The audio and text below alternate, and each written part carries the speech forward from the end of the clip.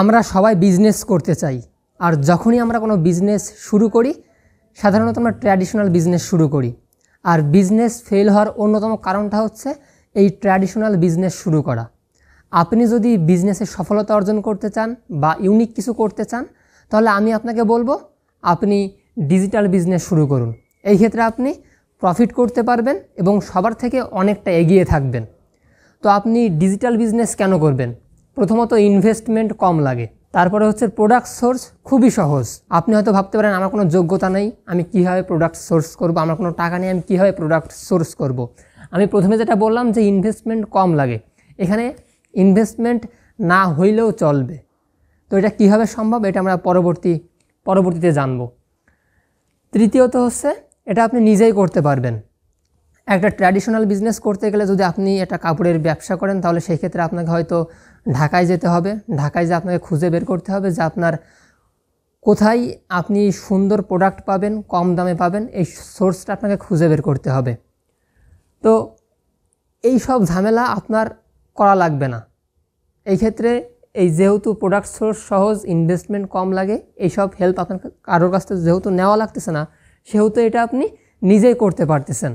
Product কোথায় পাবেন? আপনি প্রোডাক্ট সোর্সটা আপনি কীভাবে করবেন, যেটা একটা বিজনেস শুরু করার অন্যতম গুরুত্বপূর্ণ একটি অংশ।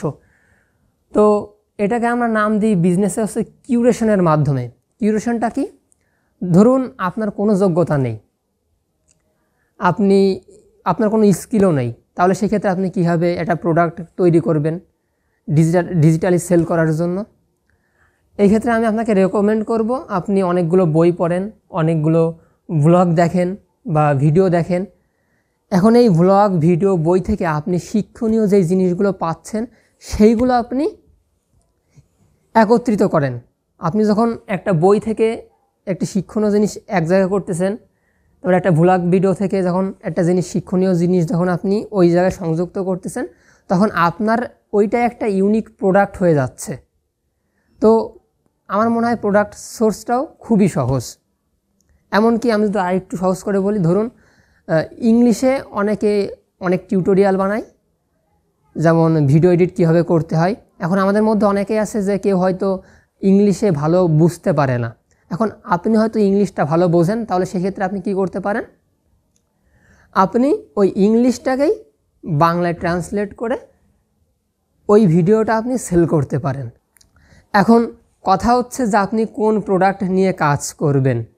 এখানে আমি সহজভাবে বোঝানোর জন্য লিখে রাখছি, সেটা হচ্ছে যে প্রোডাক্ট মানুষের সমস্যার সমাধান করে।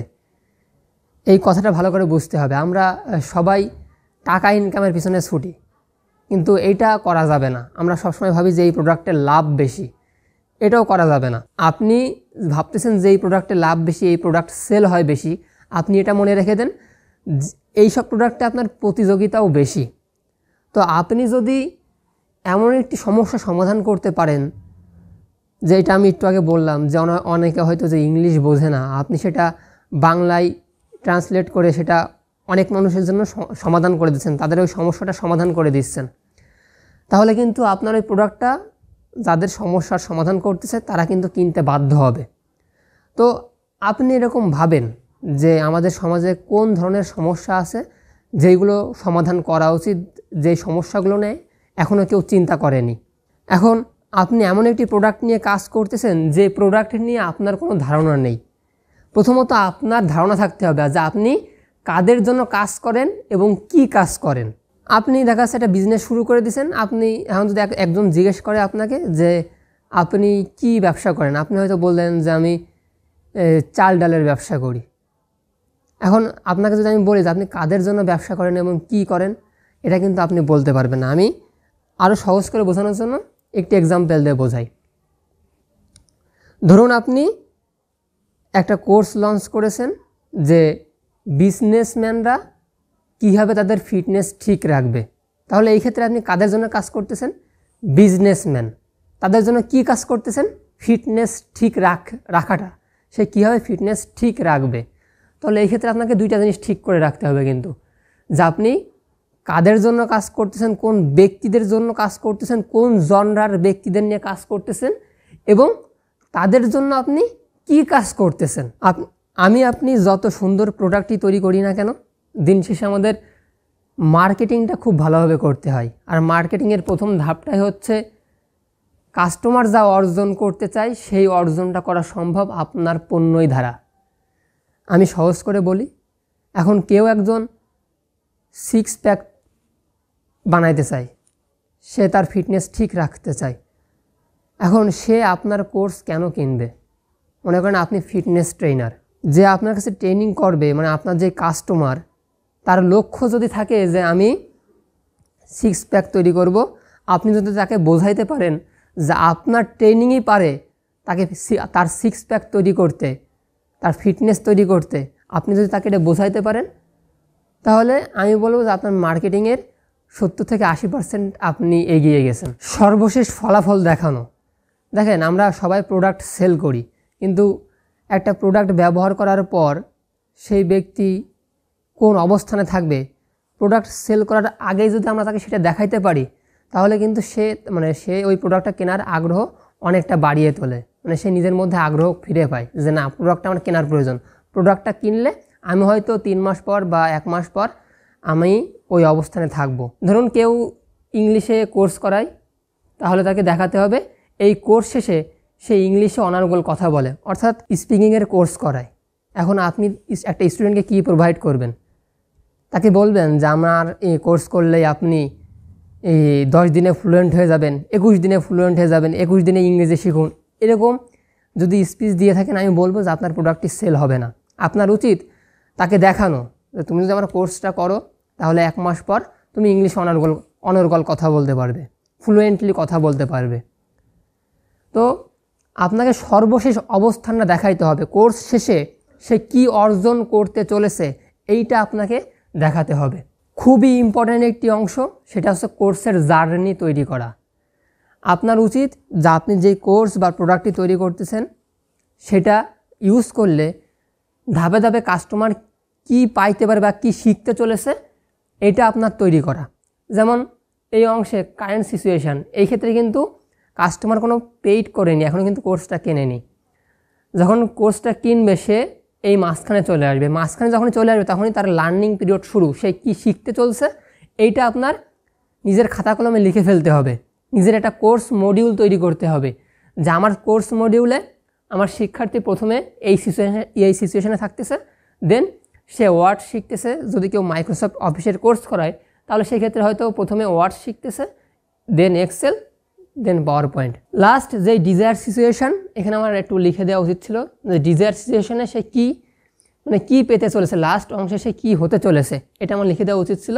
ধরুন সে এখানে মনে করেন একজন ভালো কর্পোরেট ওয়ার্কার হতে চলেছে। কারেন্ট সিচুয়েশান আর আফটার কোর্স শেষে সে কী হতে চলেছে এটা যদি আপনি দেখাই দিতে পারেন, বা আপনার কোর্স মডিউলটা যদি তাকে আগেই দেখাই দিতে পারেন, তাহলে সেই যে কোর্সটা কিনতেছে, যে আপনার যে কাস্টমার, সে বুঝতে পারে যে এই কোর্সে আমি কী পেতে চলেছি, আফটার অল কোর্স শেষে আমি কি হতে চলেছি।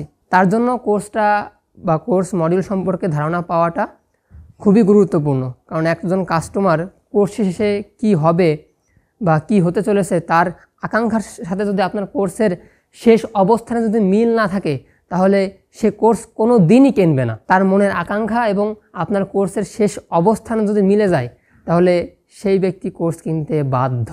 এখন আপনার আমার কাছে মনে হইতে পারে আপনি একটা প্রোডাক্ট লঞ্চ করতে পারেন, বা আমি একটা প্রোডাক্ট যখনই লঞ্চ করি তখন আপনার কাছে মনে হয় যে না, আমার প্রোডাক্ট অল ইজ ওয়েল, ওকে 100% ঠিক আছে, এখানে কোনো ভুল নেই।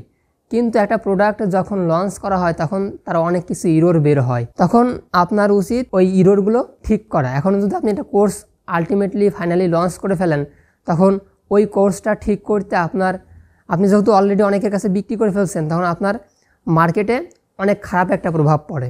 এই খারাপ প্রভাব যেন না পড়ে, এই জন্য আপনাকে বিটা লঞ্চ করতে হবে। যে সেটা কি? সেটা হচ্ছে কোনো প্রোডাক্ট সম্পূর্ণভাবে মার্কেটে ছাড়ার আগে কিছু গ্রাহকের মাধ্যমে সমস্যা বের করা।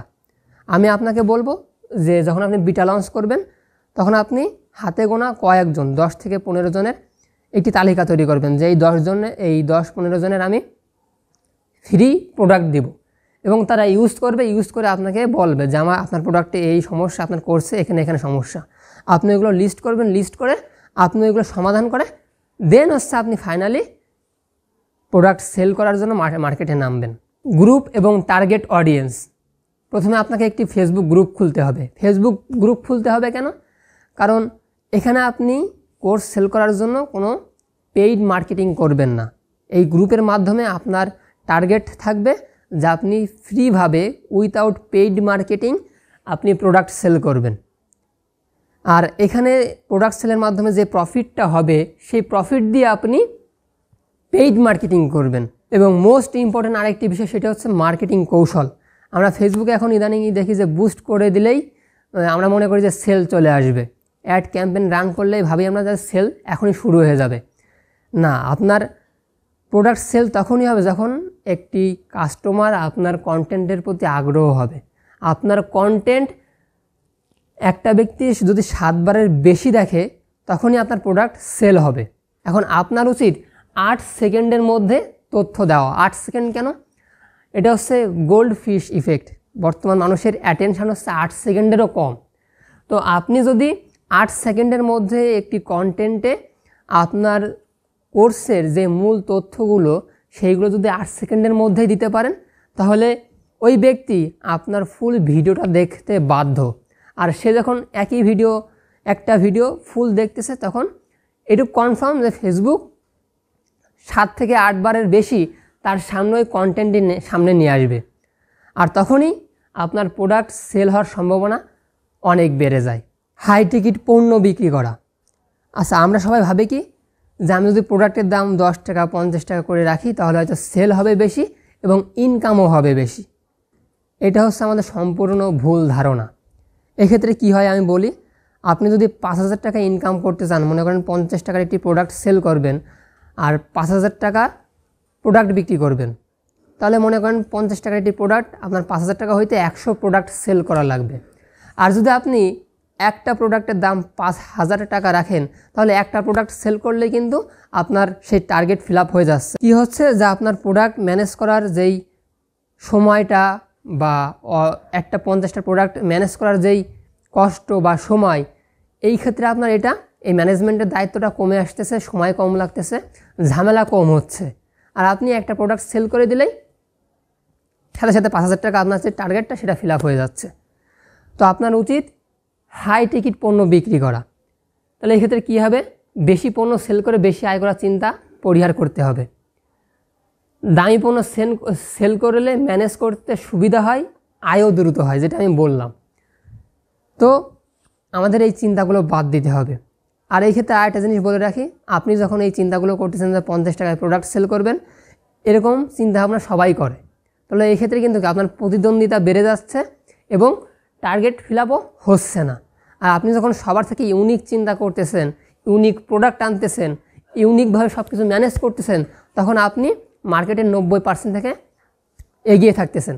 ফোকাস এবং দক্ষতা, যে কোনো বিষয় হোক, শুধু ব্যবসা না, যে কোনো বিষয় বলেন না কেন, আমি বলবো যে কোনো একটি জিনিসে ফোকাস দিতে এবং নিজেকে দক্ষ হিসেবে গড়ে তুলতে।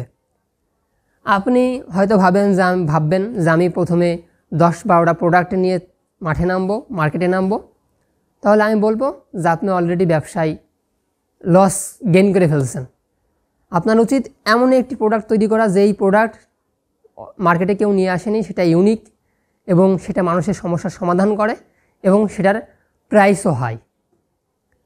তো আপনি যখন এরকম একটি প্রোডাক্টে নিয়ে আসবেন, তখন আপনার কিন্তু 10-12টা প্রোডাক্টের দিকে ফোকাস দেওয়ার টাইম নেই। আপনার টার্গেট থাকবে যে আমি এরকম একটা প্রোডাক্টই তৈরি করব এবং এই একটা প্রোডাক্টের মাধ্যমেই আমি লাখ লাখ টাকা সেল জেনারেট করব। এখন পণ্য বিক্রি করতে যেই বিষয়ে আপনাকে দক্ষ হতে হবে, সেই বিষয়ে নিজেকে দক্ষ করে তুলুন। দেখুন, একটা পণ্য তৈরি করতে গেলে আপনাকে হয়তো হালকা পাতলা ভিডিও এডিট জানা লাগবে, ভয়েস ওভারটা প্রফেশনাল টাইপের হওয়া লাগবে, যেগুলো আপনাকে নিজেই করতে হবে। এখন আপনি হয়তো ক্যামেরার সামনে কথা বলতে জানেন না, এখন ক্যামেরার সামনে কথা না বলেও ভিডিও তৈরি করা যায়, সেটা আপনাকে জানতে হবে। সেই বিষয়ে আপনাকে নিজেকে